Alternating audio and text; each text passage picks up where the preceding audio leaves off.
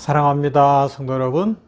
화요일 아침입니다. 냉천골의 아침 말씀 묵상으로 우리 하나님의 은혜를 더 많이 누리고 오늘도 주님과 동행하는 중에 응답이 이루어지고 축복이 넘치고 기쁨과 감사가 넘치게 되기를 주님의 이름으로 축원합니다. 말씀 보십시다.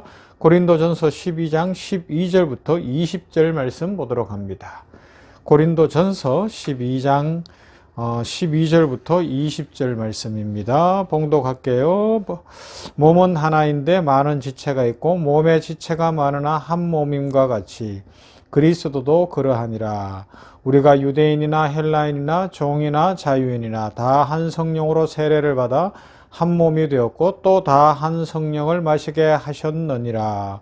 몸은 한 지체뿐만 아니요 여럿이니 만일 발이 이르되 나는 손이 아니니 몸에 붙어있지 아니하였다 할지라도 이로써 몸에 붙지 아니한 것이 아니요 또 귀가 이르되 나는 눈이 아니니 몸에 붙지 아니하였다 할지라도 이로써 몸에 붙지 아니한 것이 아니니 만일 온몸이 눈이면 듣는 곳은 어디며 온몸이 듣는 곳이면 냄새 맡는 곳은 어디냐. 그러나 이제 하나님이 그 원하시는 대로 지체를 각각 몸에 두셨으니 만일 다 한 지체뿐이면 몸은 어디냐.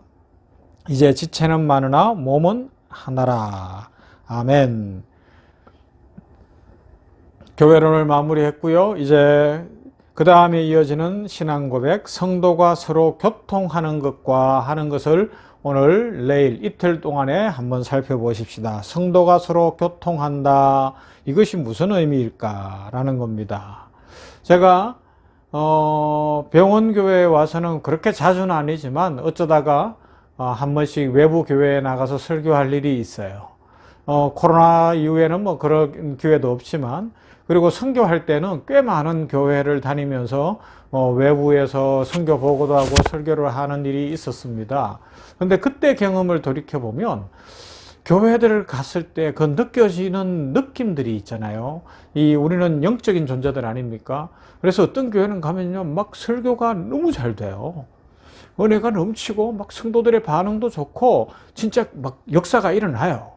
그러면 처음에는 철없이 제가 어떤 생각을 했는가 하면, 야, 내가 설교 꽤나 잘하는 사람인가 보다. 와, 막 그런 생각을 좀 했어요. 솔직하게. 지금 생각하면 창피하지만.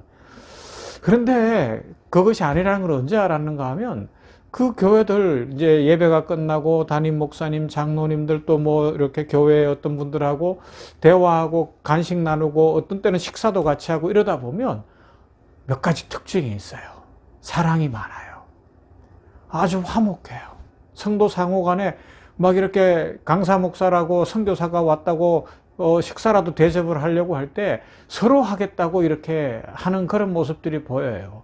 사실 우리가 살아가면서 돈벌이 하는 거 다 비슷비슷하거든요. 특별하게 돈 많지 않으면 직장 생활하면서 그 받는 그 월급인데 그 마음이 다른 거예요. 그래서 선교사님이 오셨다, 그래서 설교를 했다 이럴 때 그냥 쌩하니 끝나고 가는 것이 아니라 바깥에서 기다리는 거예요. 제가 오늘은 목사님 식사 대접 한번 하고 싶습니다. 그러면서 또 기도 제목은 어떤 것이 있습니까? 이런 분들이 어떤 교회는 가면요, 한두 명이 아닌 교회가 있어요. 그러면 이래서 은혜가 넘쳤구나. 이미 이분들의 마음이 열려 있었고 이분들의 마음이 준비가 되어 있었구나. 그런 것들을 느낍니다. 그래서 그때 이제 깨달은 것이 뭔가 하면, 이렇게 말씀을 사모하는 교회, 사랑이 넘치는 교회, 화목한 교회, 섬기려고 하는 교회, 이런 교회니까 하나님이 이렇게 복을 주시고 은혜를 부어주시고 기쁨을 주시는구나. 그런 것들을 깨닫는 거예요. 여러분, 우리 병원교회가 좋은 교회 되기를 원합니까? 여러분들이 출석하는 교회가 좋은 교회 되기를 원하십니까? 그러시다면 우리 하나님 앞에서 이 성도의 교통, 성도가 서로 교통하는 것과 이 아름다운 신앙생활의 백미라고 할 수 있는데, 이것에 대해서 우리가 열린 마음을 가져야 할 것입니다.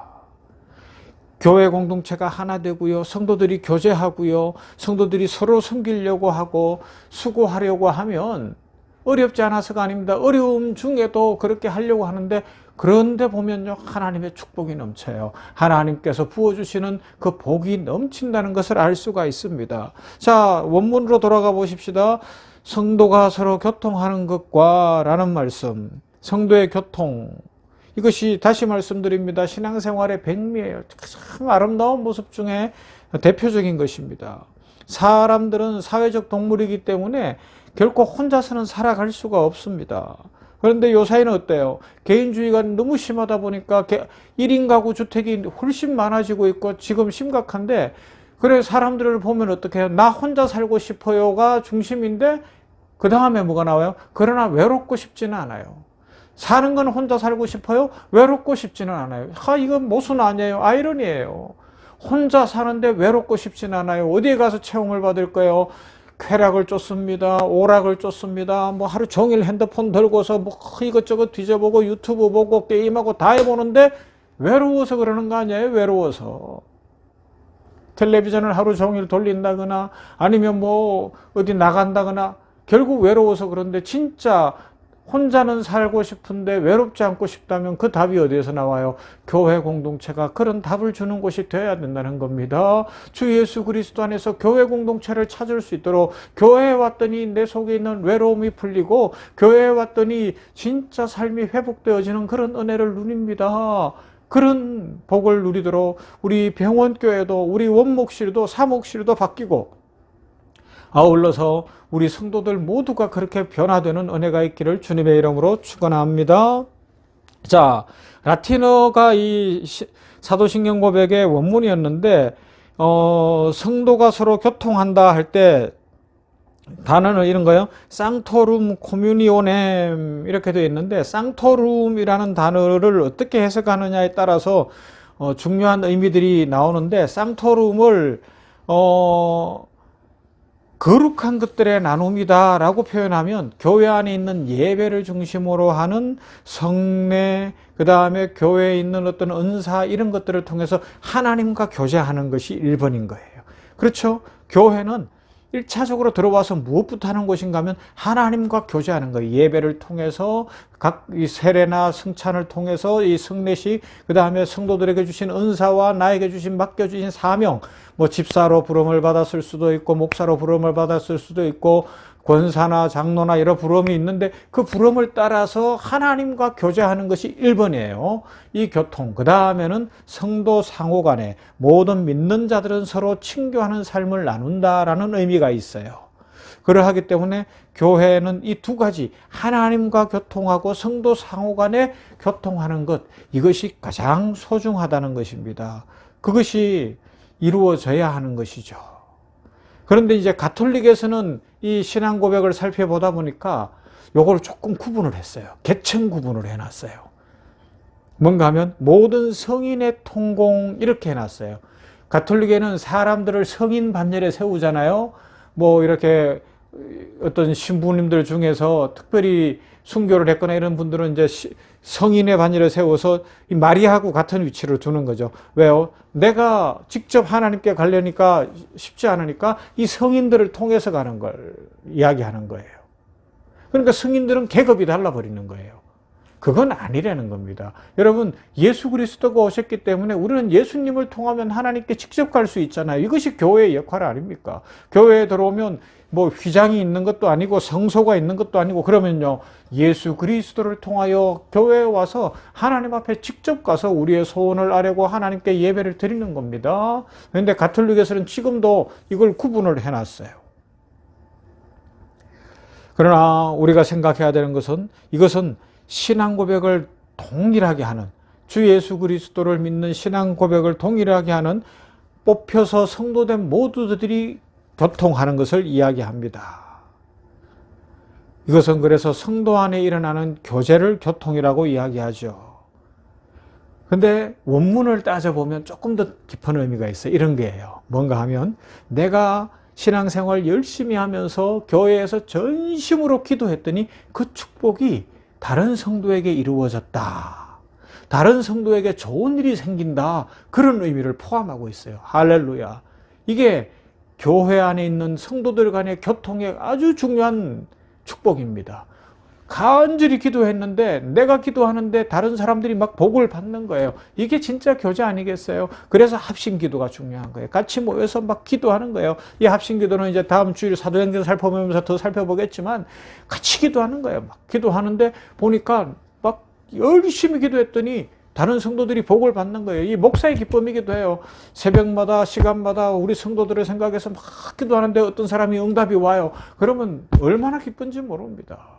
이것이 성도의 교제입니다. 우리 주님이 그렇게 하셨잖아요. 오늘 성경에서도 봐요. 뭐라고요? 내일도 살펴보겠지만 몸이 어떻게 생겼다고요? 각 지체, 발도 있고 손도 있고 귀도 있고 눈도 있고 각각 나는 눈이 아니다, 손이 아니다 이런 핑계 대지 말라는 겁니다. 하나로 살아가야 한다 말씀하고 있습니다. 그렇습니다. 교회는 성령 충만함으로 서로 교통하면 하나님의 은혜가 풍성하고 잘 됩니다. 우리가 기도해서 다른 사람이 복받는 것들을 보는 서로 교통이 있고 교제가 있고 막 서로 섬기고 서로 나누기 위해서 애쓰고 수고하는 그런 은혜 중에 하나님의 축복이 풍성한 모두가 되기를 주님의 이름으로 축원합니다.